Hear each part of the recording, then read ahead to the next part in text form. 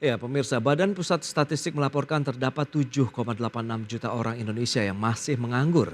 Adapun menurut wilayahnya, tingkat pengangguran terbuka di wilayah perkotaan sebesar 6,4%, sedangkan di pedesaan 3,88%. Badan Pusat Statistik melaporkan terdapat 7,86 juta orang Indonesia masih menganggur. Angka tersebut setara dengan tingkat pengangguran terbuka atau TPT sebesar 5,32%.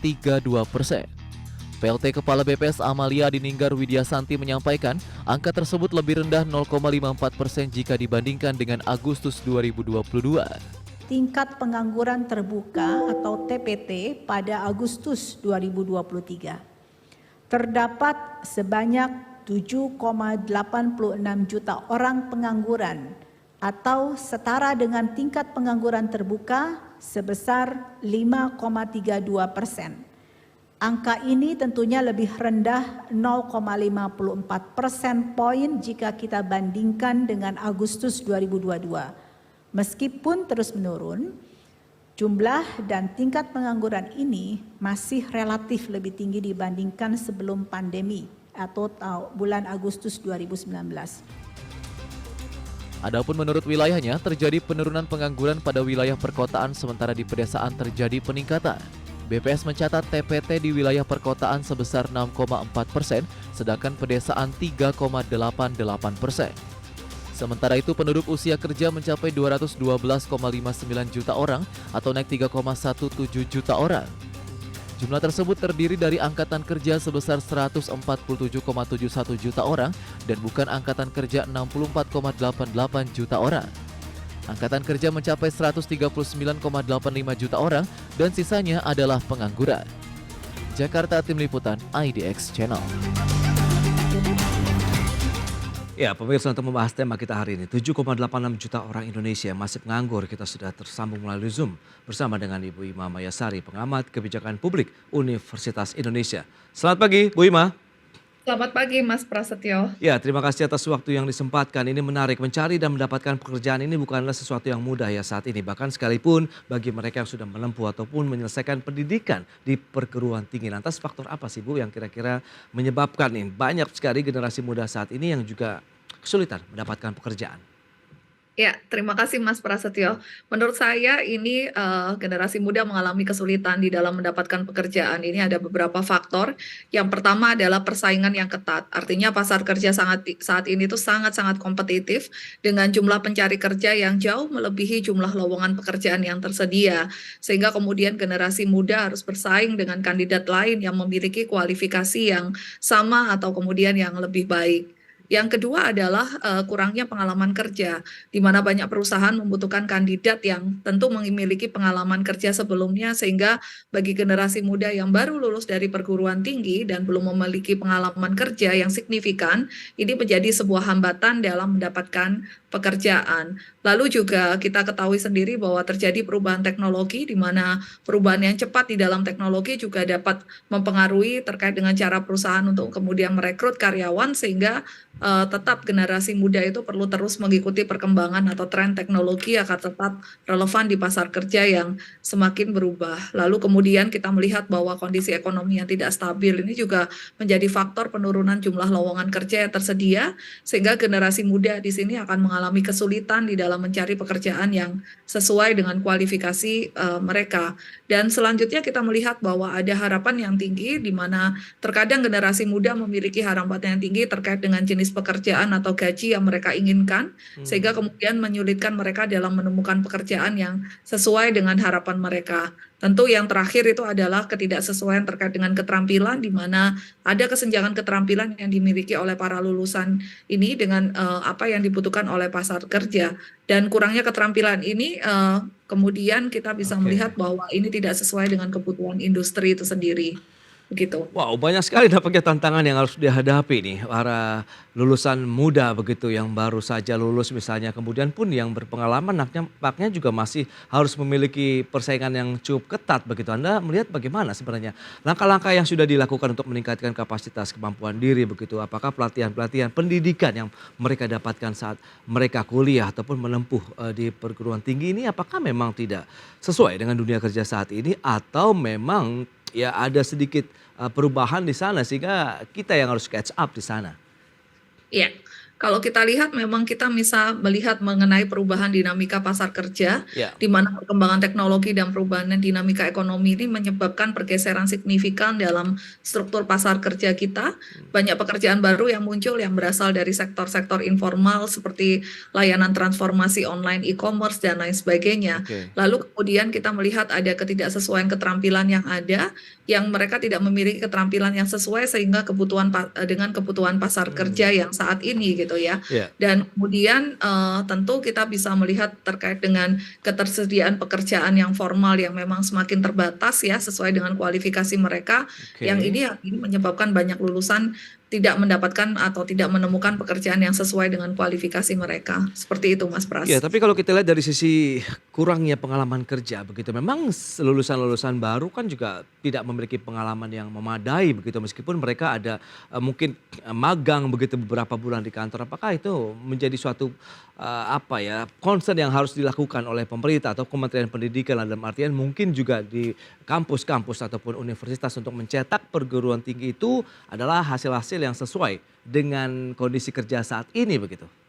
Iya, betul. Pemerintah melalui Kementerian Pendidikan ya dan melalui program MBKM ya Hmm, gitu ya, Merdeka Belajar itu sendiri, ini adalah dirasa untuk mengatasi kesulitan di mana penting bagi generasi muda untuk meningkatkan keterampilan yang relevan gitu ya, untuk mendapatkan pengalaman kerja melalui magang atau bekerja paruh waktu, serta terus mengikuti perkembangan pasar kerja.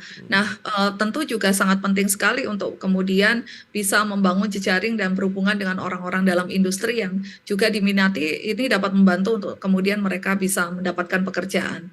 Seperti oke. itu, Mas Pras. Nah, BPS melaporkan tadi 7,86 juta orang Indonesia begitu yang masih menganggur. Ini tanggapan Ibu bagaimana? Apakah memang ini menjadi satu mungkin ancaman atau bukan ancaman lah bisa dikatakan begitu, menjadi satu concern yang harus segera dituntaskan oleh pemerintah karena kan akan banyak sekali nanti lulusan-lulusan baru juga begitu setiap tahunnya, Bu. Nah, angka BPS Ya, 7,86 juta orang yang masih menganggur ini merupakan isu yang serius dan membutuhkan perhatian dari berbagai ya. pihak termasuk pemerintah, masyarakat, dan kemudian sektor swasta. Hmm, Artinya untuk mengatasi masalah ini, pemerintah perlu melakukan perencanaan dan kebijakan ekonomi yang lebih efektif, ya. di mana yang mempertimbangkan strategi untuk merangsang pertumbuhan ekonomi yang menciptakan lapangan kerja baru. Kebijakan Oke. ekonomi yang inklusif dan berkelanjutan ini dapat mengurangi angka pengangguran, termasuk bagaimana kemudian meningkatkan keterampilan dan pelatihan sesuai dengan tuntutan dari pasar kerja, pengembangan sektor ekonomi baru, peningkatan investasi dalam industri kreatif, teknologi, dan sektor pertanian yang modern itu dapat menjadi salah satu langkah yang efektif untuk kemudian menekan terkait dengan pengangguran tadi ya, termasuk Ya. bagaimana kemudian peran pemerintah untuk peningkatan akses terhadap modal itu, di mana pemerintah perlu membantu wirausahawan lokal dan usaha kecil menengah untuk mendapatkan akses terhadap modal dan dukungan Hmm. finansial untuk mendorong pertumbuhan ekonomi dan menciptakan lapangan kerja yang baru.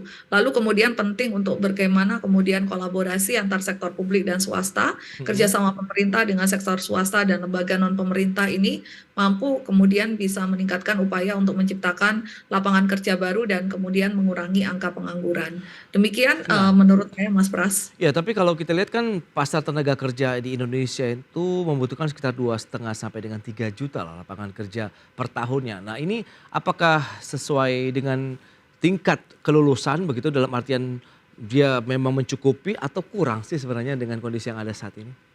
Menurut saya sih, ini masih kurang ya, sehingga Hmm, kemudian ini setiap tahunnya Indonesia membutuhkan sekitar 2,5 juta hingga 3 juta lapangan kerja baru, ini tantangan besar untuk Indonesia. oke. Nah, beberapa langkah yang perlu dilakukan oleh pemerintah yaitu meningkatkan atau mendorong investasi dalam berbagai sektor ekonomi seperti industri manufaktur, pertanian, pariwisata, dan teknologi untuk menciptakan pertumbuhan ekonomi dan menciptakan terkait dengan peminatan baru untuk lapangan kerja. Lalu juga di sini pembekalan untuk peningkatan kewirausahaan, untuk mendorong budaya wirausaha di antara masyarakat, terutama di kalangan generasi muda itu dapat membantu untuk menciptakan peluang bisnis baru yang akan menyerap tenaga kerja. Dan juga terkait dengan pengembangan infrastruktur ini juga penting dan kemudian kebijakan fiskal dan moneter yang tepat dan Ya. pemberdayaan sektor ekonomi kreatif ini juga tentu terakhir adalah kolaborasi antara pemerintah, swasta, dan perguruan tinggi ini menjadi sangat penting untuk Ya. menjadi langkah-langkah untuk untuk mencapai target 2,5 juta hingga 3 juta lapangan kerja baru seperti itu, Mas. Oke, tapi Anda katakan tadi dari sisi investasi dan Kementerian Investasi BKPM juga sudah menyebutkan kan tahun ini saja sudah mencapai 75% dari target investasi yang masuk di Indonesia, PMA, PMDN. Apakah itu tidak terkorelasi dengan penciptaan lapangan kerja sendiri di Indonesia? Ya, menurut saya ini berdampak positif terhadap penciptaan lapangan kerja. Namun terkadang ada korelasi yang secara tidak langsung ya seperti itu, dan penting di sini untuk beberapa faktor yang dipertimbangkan di dalam untuk meningkatkan pertumbuhan investasi dengan penciptaan lapangan kerja baru, Oke. di mana yang pertama adalah terkait dengan jenis investasi dan sektor penerima investasi. Yang kedua adalah skala investasi dan keterlibatan tenaga kerja, kualifikasi tenaga kerja, dan terakhir adalah terkait dengan pertumbuhan ekonomi secara keseluruhan. Sehingga penting bagi pemerintah untuk memastikan bahwa investasi yang masuk diarahkan ke sektor yang memiliki potensi yang besar untuk kemudian menciptakan lapangan kerja dengan memperhatikan kualifikasi tenaga kerja yang dibutuhkan di sektor tersebut. Saya rasa ini Ya. kemudian hal-hal yang kemudian bisa mendorong untuk artinya ada korelasi terkait dengan pertumbuhan ekonomi, pertumbuhan investasi di dalam konteks penciptaan lapangan kerja. Oke, seiring dengan terbukanya lapangan pekerjaan di formal begitu di sektor formal yang terbatas begitu, Anda melihat akhirnya lapangan pekerjaan yang muncul atau diambil oleh para lulusan baru ini bahkan lebih banyak yang bekerja di sektor informal, ada driver transportasi online dan lain-lain. Lantas bagaimana dengan kualifikasi kesarjanaan atau strata yang mereka miliki begitu dari sisi pendidikan nih? Iya, memang ini juga menjadi sebuah permasalahan Ya, ketika ketersediaan pekerjaan formal itu menjadi cukup terbatas ya oke. gitu, yang terutama yang sesuai dengan kualifikasi lulusan gitu ya. Dan kemudian memang kita melihat perubahan dinamika pasar kerja di mana ini juga terdorong oleh adanya perkembangan teknologi dan perubahan dinamika ekonomi Oke. yang menyebabkan perubahan signifikan ya di dalam struktur pasar kerja kita, sehingga muncul pekerjaan baru yang muncul dari sektor informal seperti layanan transportasi online, e-commerce, dan layanan digital lainnya yang memanfaatkan teknologi digital yang ternyata itu juga mendorong mereka beralih kepada sektor informal karena keterbatasan daripada sektor formal tadi. Baik, di satu sisi undang-undang kita tahu Omnibus Law lah. Ini kan juga memberikan kepastian hukum akhirnya ya kepada pemilik usaha begitu untuk memberikan outsourcing. Apakah ini menjadi tantangan tersendiri atau tidak? Tahan dulu jawabannya. Kita akan jeda sebentar Bu Ima. Dan pemirsa pastikan Anda bersama kami.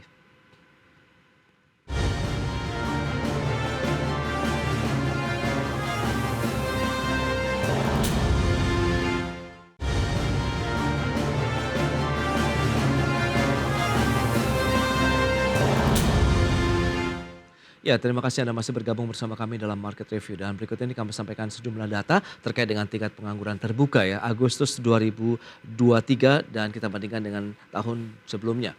Ya, 2020 di bulan yang sama 7,07%, kemudian tahun 2021 6,49%, 2022 5,86% dan di tahun 2023 ini tercatat 5,32%. Sebenarnya tren pengangguran terbuka begitu ya, ini cenderung mengalami penurunan begitu dengan beragam upaya yang dilakukan oleh pemerintah, nampaknya juga berdampak terkait dengan penciptaan lapangan pekerjaan tadi begitu, meskipun ada beberapa poin yang akan kita bahas nanti terkait dengan penerapan dari bagaimana outsourcing diberlakukan oleh perusahaan.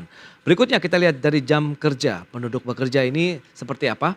Data dari BPS kita akan cermati, pekerja penuh ini lebih dari 35 jam itu ada 96,39 juta orang atau 68,92%. Kemudian pekerja yang tidak penuh 1 sampai dengan 34 jam ada 43,46 juta orang atau 31,08%.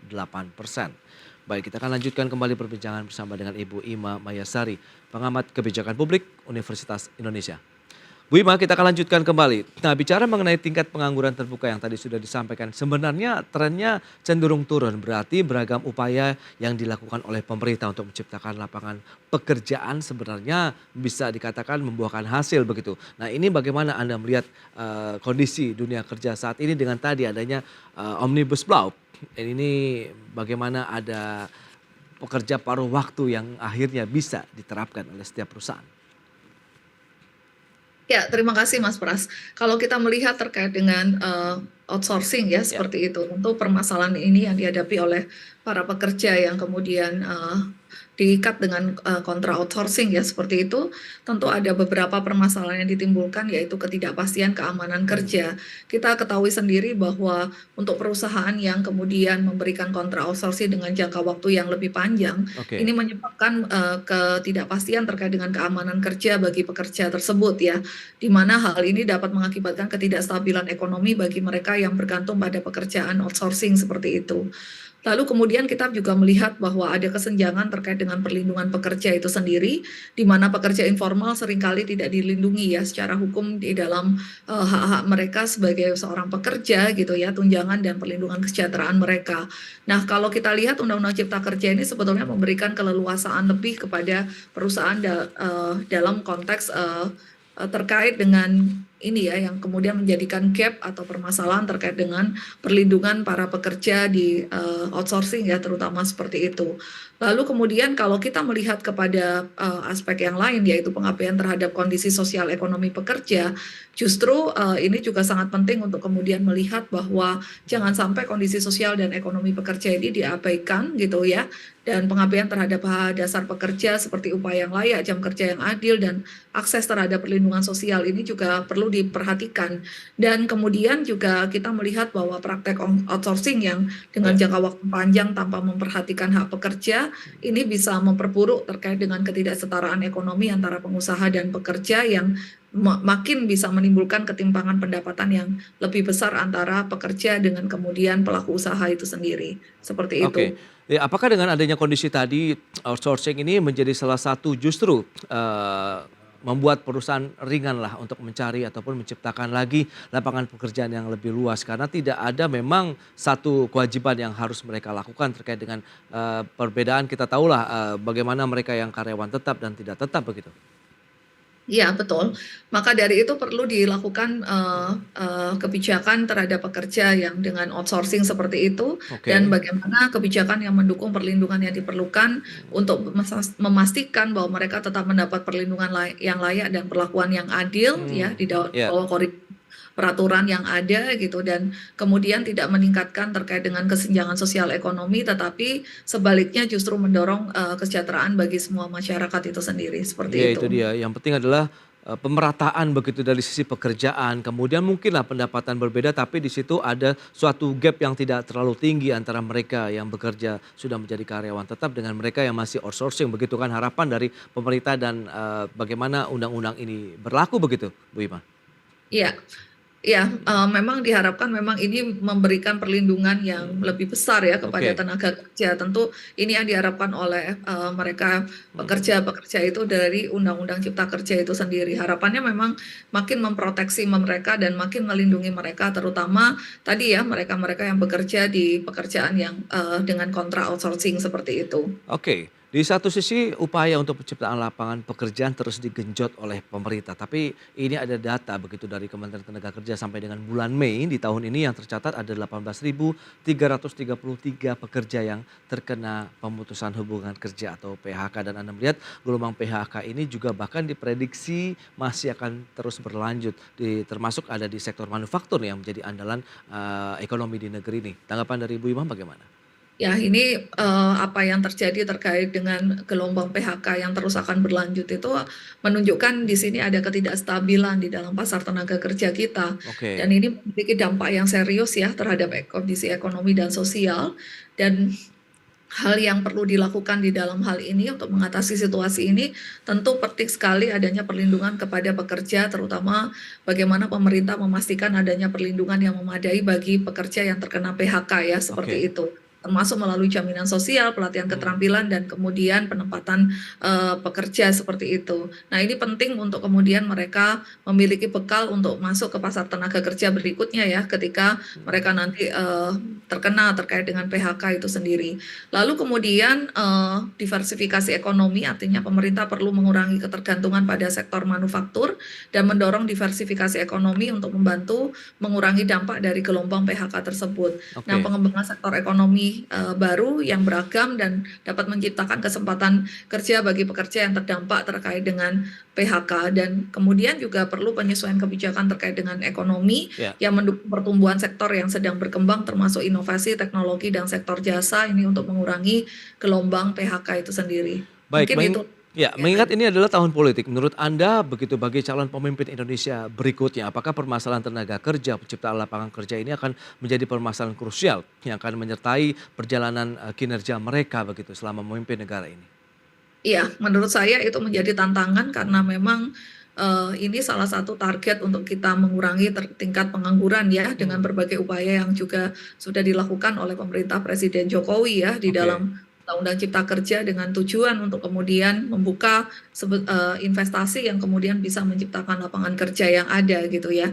Jadi ini juga menjadi concern yang juga mereka harus optimis untuk kemudian bisa membuat strategi untuk kemudian bagaimana menciptakan lapangan-lapangan kerja untuk mengatasi pengangguran yang ada, seperti itu. Ya, pelatihan-pelatihan vokasi ini apakah juga memainkan peran yang cukup strategis nih dalam menekan angka pengangguran di Indonesia? Menurut saya iya, ini sangat penting ya pelatihan vokasi ini dalam menekan angka pengangguran, karena dalam hal ini pelatihan-pelatihan vokasi ini bisa memberikan keterampilan yang sesuai dengan kebutuhan pasar kerja. Oke. Artinya mereka dapat melakukan berbagai bentuk disediakan keterampilan yang kemudian relevan, lalu kemudian bagaimana membuat kolaborasi dengan industri, lalu kemudian meningkatkan aksesibilitas pelatihan vokasi termasuk melalui program pelatihan yang kemudian terjangkau dan mungkin gratis ya, untuk membantu memastikan bahwa semua lapangan masyarakat itu memiliki kesempatan untuk mengakses terkait dengan pelatihan vokasi, dan ini juga perlu dilakukan untuk meningkatkan kesempatan kerja Ya. sendiri dan kemudian meningkatkan kewirausahaan, seperti itu. Baik, tapi menurut penilaian Anda begitu sebagai pengamat kebijakan publik begitu melihat bagaimana sih sebenarnya kualitas lulusan dari universitas ataupun perguruan-perguruan tinggi yang ada di Indonesia? Apakah sejauh ini mereka benar-benar sudah dibekali keterampilan yang memadai untuk langsung terjun ke dunia kerja, atau memang mereka masih membutuhkan waktu lagi untuk penyesuaian, meningkatkan kemampuan diri dan lain-lain? Menurut saya sudah, karena kurikulum pendidikan tinggi itu akan disusun berdasarkan kepada kebutuhan pasar dan kemudian ketersediaan ilmu ya. Oke. Kemudian itu yang kemudian disusun nanti menjadi sebuah kurikulum. Artinya kurikulum itu juga disesuaikan dengan KKNI dan kemudian dengan kebutuhan pasar, di mana profil lulusan itu menjadi hal yang kemudian dilakukan review secara berkala oleh pendidikan tinggi ya, seperti itu. Gitu Mas Pras. Ya, langkah strategi apa nih yang mungkin bisa dilakukan dalam jangka pendek kalau misalnya kita bisa menciptakan lapangan pekerjaan yang bisa menyerap tadi ada sekitar 7,86 juta orang Indonesia nih yang membutuhkan pekerjaan?